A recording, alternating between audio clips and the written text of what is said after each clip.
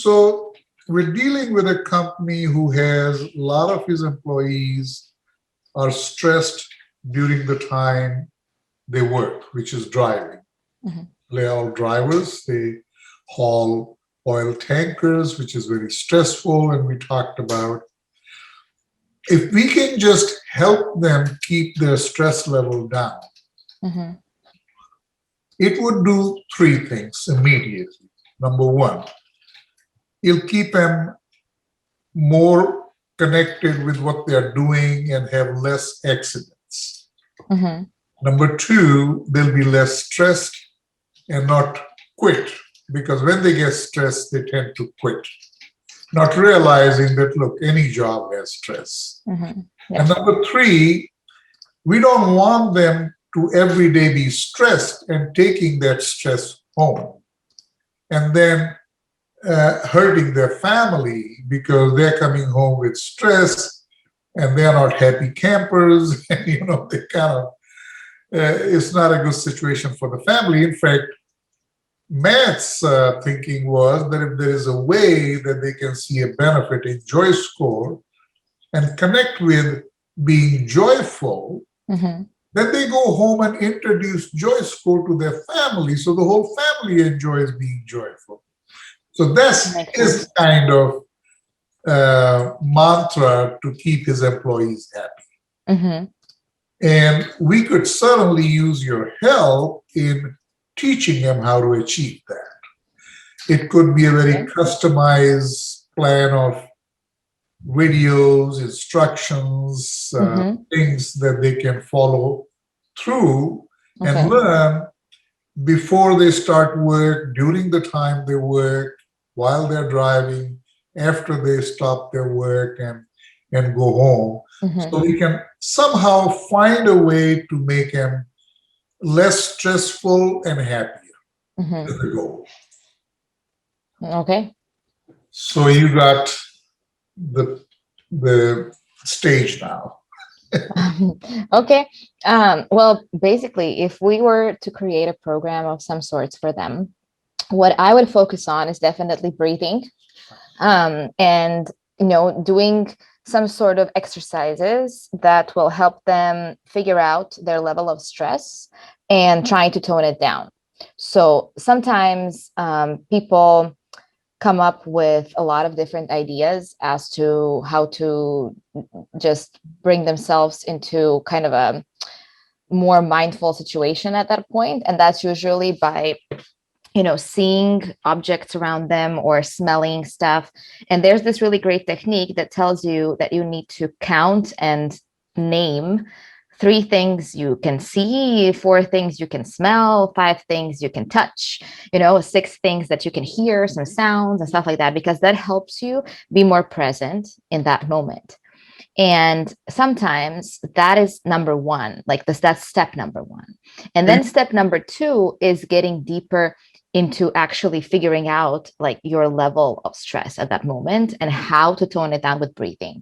Because if you were just to get into breathing, it's really hard. Sometimes you're like hyperventilating at some point, and you need to first figure out where you are. So, like what you can touch, what you can smell, what you can see, what you can hear. And then you're like, okay, I'm good. I'm here. Everything's fine. And now I can breathe. Interesting. So Yeah. you first kind of get grounded Yes. and then you do the breathing. Yes. Because if you just start with breathing, what people usually don't do is they don't breathe deeply. And that's the point. So if you're just counting and you're doing, and you're here and you're like holding it, you didn't do anything. Yeah, Right. I mean, I've seen it. I've seen it happen. So, people are like, I'm stressed, but I'm going to count to 10. And then they're like, at 4, because you didn't even start from from all the way down, you didn't take a deep breath. And it's really hard to take a deep breath when you're stressed, because everything comes from very shallow breathing here because you're in a fight or flight situation. So you first need to like ground yourself, figure out where you are. And that definitely helps. So that's a great technique. Then you also have like counting your fingers. Like you literally clench your fists and then you open one by one and you're like counting them. And you can do that as many times as you want. until you're like breathing, and you feel yourself calming down. So there's a lot of things like that. Or people sometimes have beads that they count when they're super stressed, because it really calms you down. But it's not the end. That's the thing. That's not the thing that's going to help you. Like counting, seeing, touching. No, what you do next is what's going to help you. But you need to get to that point. Sometimes people do that for a long time before they actually realize that they don't need it anymore. And now they can, start breathing and count to 10 and be like, okay, I'm breathing. I don't have to find myself. I'm here. But for some people, it's really, really hard. So Last week, you mentioned that you might think of maybe at least 10 different techniques or ways yeah, to that's what I help. thought it was for next week, because I was focusing on our marketing thing. So I have a whole thing written, but never mind. Yeah. Yes, But there. somehow, sometime we would be able to help them tremendously. Like you said yourself, Mhm. that not the same thing works for everyone. So Oh, now absolutely. you give them, look, these are all your options, try them out Hmm. and see which one really works best for you. And at what given time, it's like, you may have a toolbox with so many different techniques. Yeah. And then depending on what mood you're in, what situation you're in, Hmm. and what you feel would help you the most is what you do. So Yes, we kind because of, some yeah. people react to senses, some people react to smell, some people react to sounds, some people react to sights. So, for example, if you can put on a good podcast, or if you can open up JoyScore and find a really good meditation that will help you breathe for a minute, that's enough. You don't need to sit there for like 15 minutes and listen to somebody talk. So a minute is enough. And especially in a situation where you're driving a car, you can't really always pull over, and be like, oh, I'm just going to sit here for 15 minutes and imagine fields of beautiful flowers. So it doesn't work like that in real life. So yeah, I think quick fixes are the ones who help the most. And that's why I said the grounding techniques are really good. Then there are a lot of like, if you can pull over, this is a bit controversial, but there's like a grounding technique that's called shaking. So you basically just start shaking everything in your body, like every muscle, you start shaking, shaking, shaking, and that actually brings everything down, Ah, because your whole body is vibrating and it like matches your level of stress, and then everything starts to calm down. Like your nervous system gets overhacked. It's just too much, and then everything starts to dwindle well, down.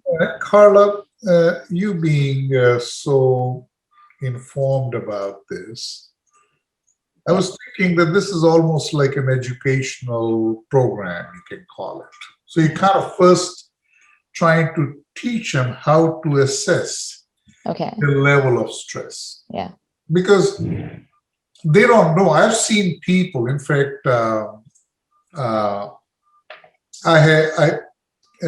when I started teaching in 1978, the most difficult part of my teaching was to be able to counsel and help students when they showed up in your office hours. So what happens is, uh, as part of your full-time teaching responsibility, you have to hold certain open office hours, meaning you sit in your office and keep your door open and let anyone walk in and talk to you as they wish, no appointments, nothing. Mm-hmm. So sometimes someone would show up and I didn't know how to help them or counsel them because Mm-hmm. one time I remember someone showed up and I could tell was literally shaking with being nervous and anxious. Well, I'm not an expert.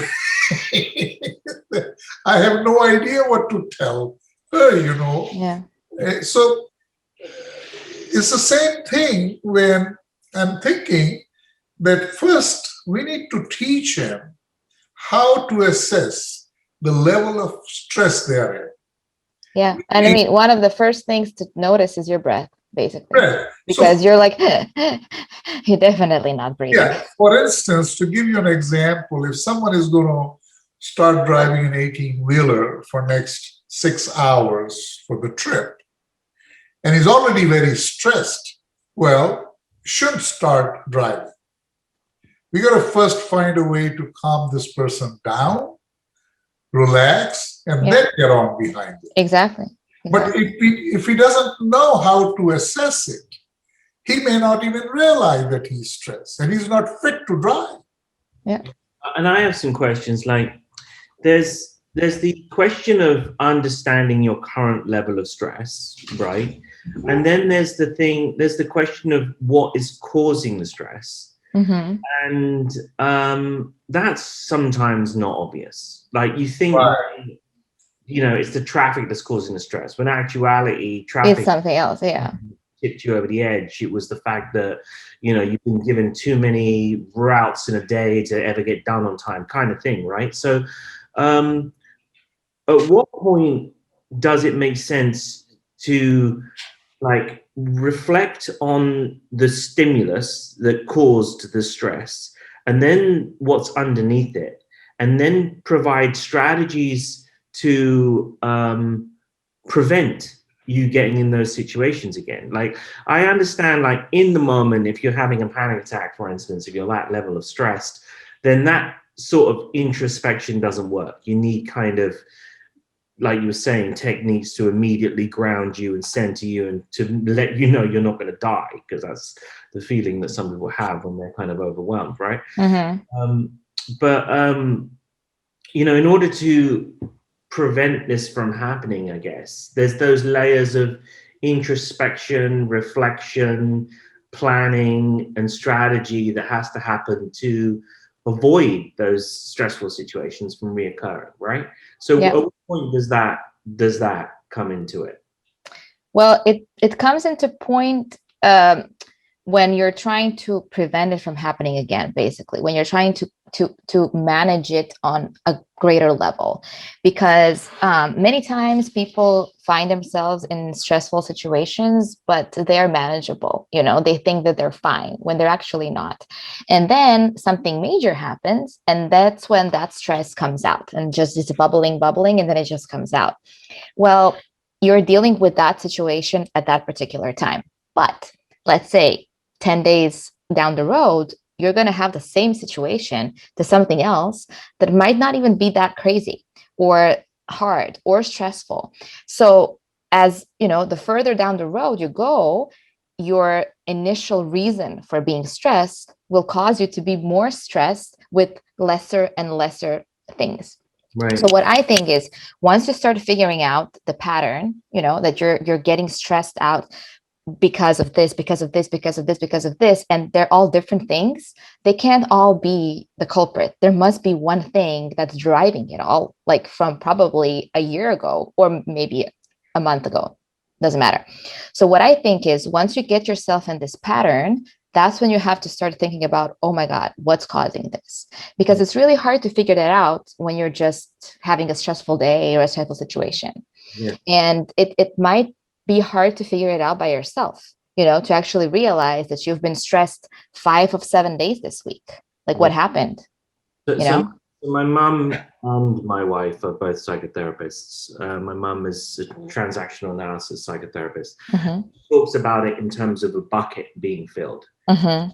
Stress only becomes a problem when your bucket's overflowing. Exactly. When nobody deals with it before because it's normal. Yeah. Right.